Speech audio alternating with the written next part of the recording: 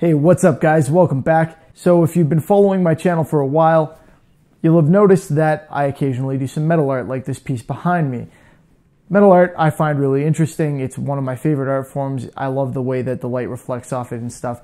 And generally speaking, I do it for kind of artistic decorative pieces, almost exclusively actually. For example, like I said, this piece behind me, and there have been a few others on my channel, some for my home specifically like this one, and some for others and for a couple of auctions actually for charity.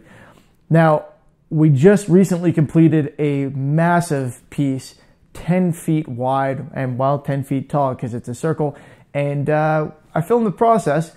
It was something a little bit different this time, more of an installation type application. This one specifically for a church.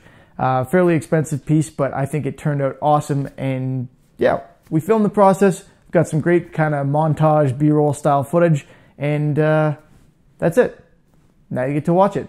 Hope you guys like it. Hope you enjoy. If you do, please, I would appreciate it if you would give the video a thumbs up. Remember to subscribe if you haven't already, and I will see you next time. Enjoy.